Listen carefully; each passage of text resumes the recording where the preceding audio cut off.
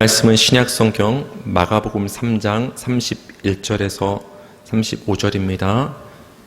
저부터 읽고 교독해 나가겠습니다. 그때 예수의 어머니와 동생들이 와서 밖에 서서 사람을 보내어 예수를 부르니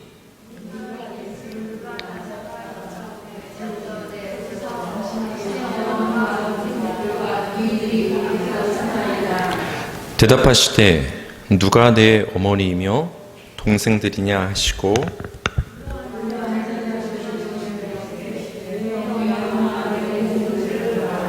누구든지 하나님의 뜻대로 행하는 자가 내 형제요 자매요 어머니니이다. 아멘.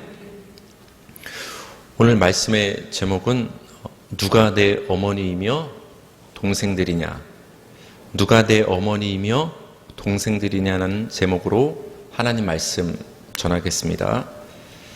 예수님이 가시는 곳마다 무리가 모여들어서 식사할 겨를도 없으셨죠. 이때 예수님의 친족들이 예수님을 붙잡으러 왔는데, 왜냐하면 예수님이 미쳤다는 소문이 들렸고 그 친족들 자신들도 예수님이 미쳤다고 생각했기 때문입니다. 예수님을 붙들러 온 친족들이 누구인지에 대해서 본문은 구체적으로 예수님의 어머니와 동생들이라고 우리에게 말을 해주고 있습니다. 마리아를 신성시하기 위해서 여기 등장하는 형제들을 마리아가 낳은 자녀가 아니라 어떤 친한 동지들 또는 그 마리아의 조카들이라고 주장하는 학자들이 있기도 합니다. 그러나 성경은 분명히 예수님의 그 형제들이라고 우리에게 정확히 말씀을 해주는데요. 마가복음 6장 3절을 한번 보실까요? 마가복음 6장 3절 다 같이 시작. 이 사람이 마리아의 아들 목수가 아니냐, 야고보와 요셉과 유다와 시몬의 형제가 아니냐, 그 누이들이 우리와 함께 여기 있지 아니하냐 하고 예수를 배척한지라. 예수님의 형제들의 이름이 구체적으로 나오고 있는데 4명이 등장을 하죠. 야고보, 요셉, 유다, 시몬. 이 중에서 야고보는 훗날에 예수님을 믿어서 예루살렘 교회의 그 위대한 지도자가 된 사람을 가리키죠. 그리고 이제 누이라는 어떤 명칭도 등장을 하고 있는데 이름은 등장하고 있잖아요. 근데 누이들이라고 하는 거 보니까 최소한 2명 예수님의 누이가 있었던 것 같아요. 그래서 오늘 본문을 우리가 근거로 한다면 예수님의 형제는 적어도 6명 이상이었다라는 걸 알 수 있어요. 예수님까지 합하면 7명. 기록이 안 된 형제가 혹시나 있을 수도 있죠. 이를 통해서 우리가 2가지 사실을 알 수가 있는데, 하나는 마리아는 천주교에서 주장하듯 영원한 동정녀가 아니라는 것입니다. 예수님의 그 형제들, 동생들은 남녀의 그 생물학적 관계를 통해서 태어났다라는 것을 우리는 분명히 알 수 있다는 것이죠. 우리가 또한 알 수 있는 다른 하나는 예수님에게도 가족이 있었다는 것입니다. 예수님을 붙들러 온 어머니와 형제들은 사람을 보내서 무리가 너무 많았으니까 예수님을 불러냈습니다. 마태복음에 의하면 한 사람이 예수님에게 이렇게 말합니다. 당신의 어머니와 형제들이 지금 밖에 서서 당신을 기다리고 있습니다. 당신을 불러달라고 합니다. 그러자 예수님은 질문을 하나 던지십니다. 마가복음 3장 33절인데요. 대답하시되 누가 내 어머니이며 동생들이냐 하시고, 누가 내 어머니이며 동생들이냐. 누가 봐도 예수님을 붙들러 온 마리아와 형제들이 예수님의 어머니고 동생들 아니겠습니까? 그 지역 사람들은 이미 다 이 가족 관계를 정확히 알고 있었습니다. 지금 예수님은 질문하고 있는 거예요. 누가 내 어머니이고 동생들이냐? 한마디로 말하면 누가 내 가족이냐? 라는 질문을 지금 던지시고 계신 것입니다. 의외의 질문을 하신 예수님은 둘러 앉은 자들을 보시고 이렇게 말씀을 하십니다. 마가복음 3장 34절. 둘러 앉은 자들을 보시며 이르시되 내 어머니와 내 동생들을 보라. 지금 예수님을 둘러 앉아 있는 사람들, 예수님을 둘러 앉아 있으면서 예수님의 말씀을 경청하고 있는 이 제자들과 무리들이 바로 내 어머니요, 내 형제들, 다시 말하면 내 가족이라고 지금 예수님께서 말씀을 해주고 있습니다. 새로운 가족이 지금 등장을 하고 있는 것입니다. 지금까지는 육신의 부모와 형제들이 가족이었는데 이제는 예수님을 둘러 앉아 예수님과 근접하게 있는, 예수님의 말씀을 듣고 있는 그 사람들이, 제자들이 예수님의 가족이라고 예수님은 분명하게 명시를 하고 있는 것이죠. 육신의 가족과 새롭게 탄생한 이 가족을 구분짓는 표현들이 본문에 등장을 하는데요. 마가복음 3장 21절 한번 보세요. 여러분 같이 한번 읽어주실까요? 시작. 예수의 친족들이 듣고 그를 붙들러 나오니 이는 그가 미쳤다 하밀러라. 31절에 의하면 이 친족들은 먼 친척을 가리키는 것이 아니라 바로 예수님의 어머니 마리아와 그 형제들이라는 것을 우리는 알 수 있어요. 가족들이 지금 예수님을 붙잡으러 왔는데 이는 왜냐하면 예수가 미쳤다 하밀러라. 이 표현은 어떤 표현이냐면은 소문상으로도 예수님이 미쳤다는 소문이 들려왔으니까 가족의 입장에서 어떻게 한 거예요? 잡으러 온 거죠. 근데 이 의미는 또 다른 의미가 뭐냐? 그 어머니와 가족들조차도 예수님을 미쳤다고 생각했다라는 거예요. 지금 정상이 아니다. 저렇게 식사도 겨룰 정도로 집을 나가서 저렇게 무리들과 다니는 거 보면 이거 정상은 아니다. 미쳤다고 생각했으니까 잡으러 온 거 아니겠습니까? 그렇죠? 마치 어떤 사이비 종교에 빠진 사람을 붙잡으러 가는 그 부모의 가족의 애타는 심령으로 잡으러 간 것이죠. 이러한 가족들의 태도는 당시 예수님을 비판했던 예루살렘의 지도자들의 태도와 굉장히 같습니다. 마가복음 3장 22절인데요. 가족들은 미쳤다고 생각을 하는데 예루살렘 지도자들은 또 이렇게 생각을 해요. 마가복음 3장 22절. 예루살렘에서 내려온 서기관들은 그가 바알세불이 집혔다 하며 또 귀신의 왕을 힘입어 귀신을 쫓아낸다 하니. 저 예수가 귀신을 쫓아내고 수많은 이적을 일으키는데 저건 하늘로부터 온 하나님의 능력이 아니라 귀신의 왕을 힘입어서 지금 귀신을 쫓아낸다. 바알세불이 지금 들렸다. 이 바알세불은 쉽게 말하면 사탄이라고 생각을 하시면 됩니다. 가족의 입장으로 봤을 때는 지금 미쳤다고 생각을 하는 것이고, 유대 지도자들의 입장에서 봤을 때는 지금 뭐라고 얘기를 하는 거예요? 귀신 들렸다. 표현은 다르지만 지금 예수님을 정상이 아니라고 보는 데 있어서는 의견이 일치하고 있는 거예요. 예수님이 하시는 그 말씀을 받아들이지 않는 면에 있어서 가족들도 받아들이지 않고 있고 그 서기관 유대 지도자들도 받아들이지 않는 점에서는 지금 똑같다라는 거예요. 그러나 예수님을 둘러앉은 자들은 구분이 됩니다. 마태복음 12장 46절 다 같이 시작. 예수께서 무리에게 말씀하실 때 그의 어머니와 동생들이 예수께 말하려고 밖에 섰더니, 오히려 더 가까웠던 가족들은 예수님의 말씀을 미쳤다 생각을 했고, 오히려 하나님의 말씀의 전문가였던 서기관들은 예수님의 말씀을 미친 말씀이다, 저건 귀신의 말이다 라고 부정을 했었는데, 오히려 배우지 못한 그 무리들을, 예수님을 둘러앉은 자들은 지금 예수님의 무릎 밑에 앉아서 예수님의 말씀을 경청하고 있었다라는 것입니다. 구분이 되고 있는 것이죠. 육신의 가족과 새로운 가족을 구분짓는 또 다른 표현이 있습니다. 이건 굉장히 중요한 표현인데요. 마가복음 3장 31절 다 같이 읽겠습니다. 여러분이 한번 찾아보세요. 시작. 그때 예수의 어머니와 동생들이 와서 밖에 서서 사람을 보내어 예수를 부르니. 예수님이 지금 집안에 있습니다. 그리고 집안에 몰려든 사람들이 예수님을 둘러앉아서 말씀을 듣고 있습니다. 그런데 정작 누구보다도 가까워야 될 그 어머니와 형제들, 가족들은 지금 어디에 있는 거예요? 예수님과 떨어져서, 예수님과 구분져서, 그것을 명확히 하고 있는 단어가 등장을 하고 있는데 밖에 서서, 오히려 가족이 아닌 사람들은 예수님을 둘러앉아 있는데 가깝게, 가족이라고 말할 수 있는 사람들은 예수님과 구분되고 분리되어서 밖에 서 있는 장면을 지금 성경은 우리에게 기록해 주고 있다는 거예요. 육신의 가족과 새로운 가족이 지금 구분되고 있다는 것을 우리는 이 표현을 통해서 알 수가 있습니다. 마가복음 3장 34절입니다. 다 같이 읽겠습니다. 시작. 둘러 앉은 자들을 보시며 이르시되 내 어머니와 내 동생들을 보라. 둘러 앉은 자들을 보시며. 새로운 가족은 예수님 가까이 둘러 앉아 있습니다. 그러나 누가 봐도 가족이었던, 가장 가깝다고 여겼던 가족들은 밖에 떨어져 서 있더라는 거예요. 육신의 가족과 믿음을 통한 그 새로운 가족이 구분됨을 지금 여러 가지 그 위치적인 표현을 통해서 우리에게 말씀을 해 주고 있는 것입니다.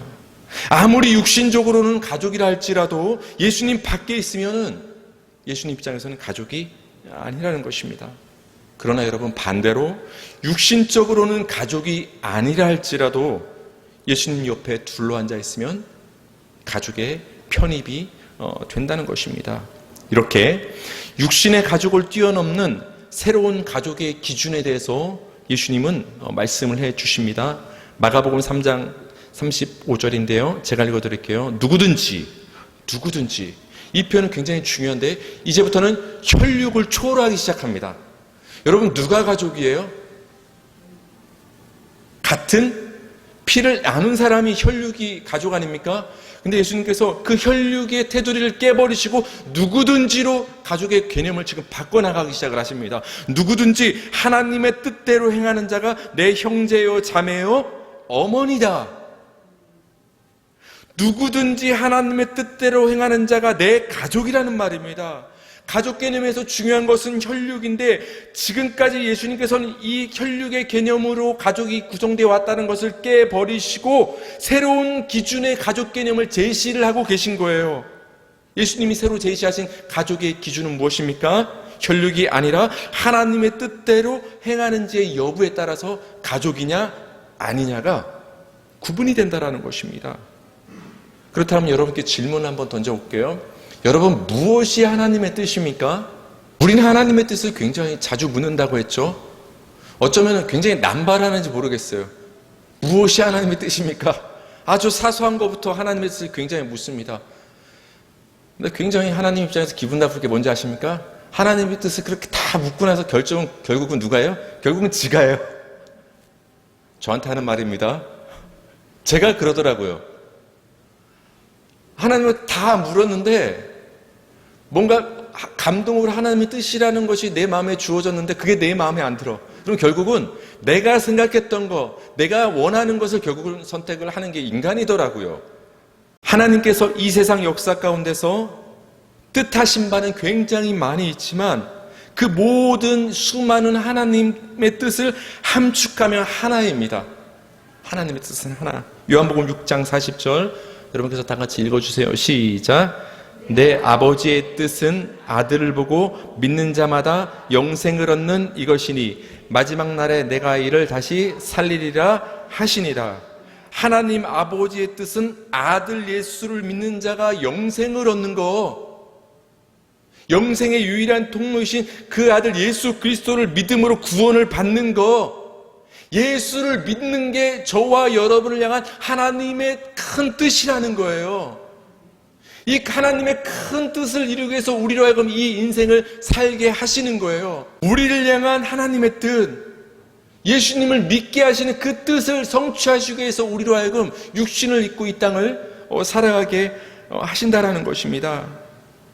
예수님께서 제시하신 새로운 가족 개념에서 하나님의 뜻대로 행하는 자가 내 형제요 자매요 어머니, 즉 가족이라는 말은 무슨 말입니까?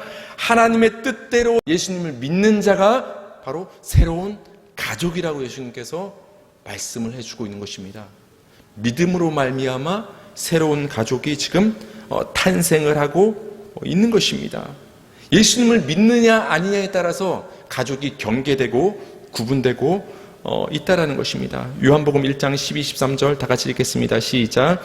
영접하는 자 곧 그 이름을 믿는 자들에게는 하나님의 자녀가 되는 권세를 주셨으니 이는 혈통으로나 육정으로나 사람의 뜻으로 나지 아니하고 오직 하나님께로부터 난 자들이니라. 아멘. 하나님의 자녀가 되는 권세, 이 말은 하나님의 자녀가 되는 권리, 이거예요. 여러분은 어떻게 여러분의 육신의 부모님의 자녀가 되었어요? 무엇을 했기에 여러분이 여러분의 부모님의 딸과 아들이 되었죠?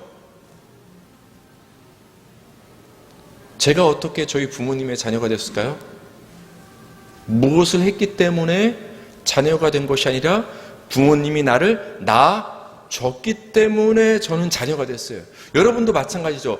여러분이 하나님의 자녀가 된 것은 여러분이 무엇을 했기 때문에 사람의 뜻과 혈육으로 말미암아 여러분이 하나님의 자녀가 되는 권리를 갖게 된 것이 아니라 하나님이 여러분을 성령으로 낳아주셨기 때문에, 위로부터 낳음을 입었기 때문에 여러분이 하나님의 자녀가 되었다라는 거예요.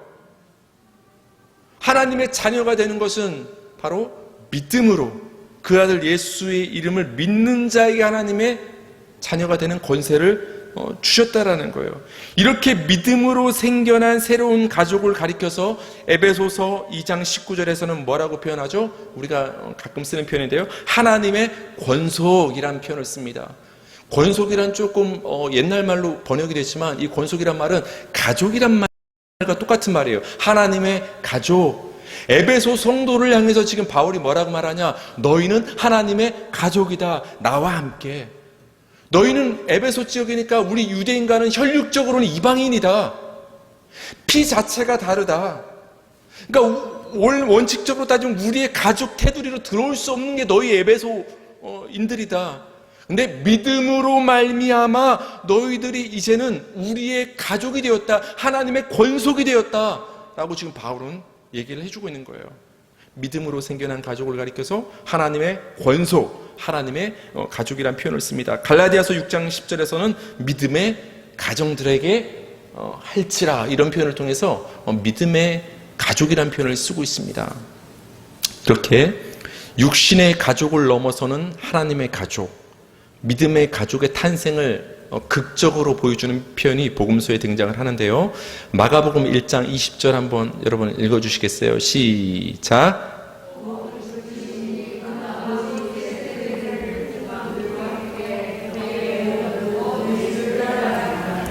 아멘.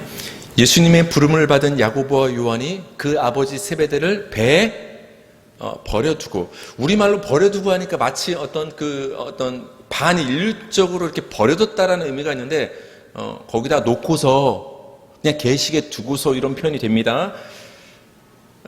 야고보와 요한이 예수님의 부름을 받고 나서 그 아버지를 그냥 배에 놓은 채로 예수님을 따라갑니다.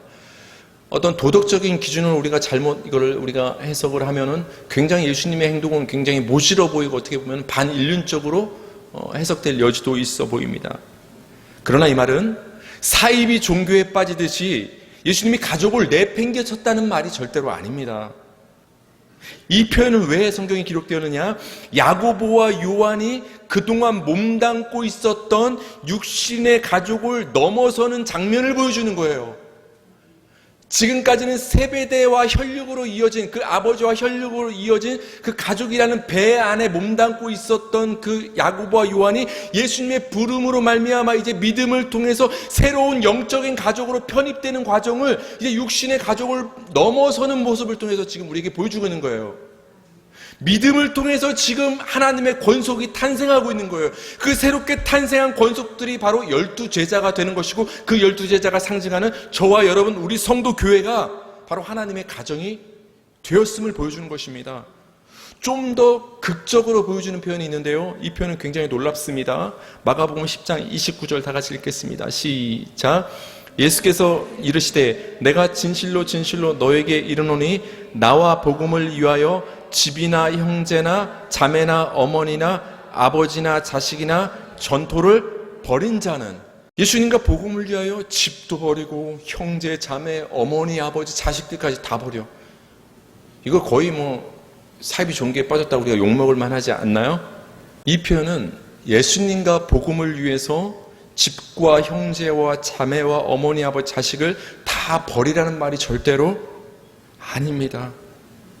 육신의 가족인 아버지, 어머니, 형제, 자매, 자식을 넘어서 이제 믿음으로 하나님의 가족에 속하게 됨을 보여주는 표현이 되는 거예요. 그렇다면 현재 여러분이 몸담고 있는 육신의 가족은 별로 중요하지 않다는 말일까요?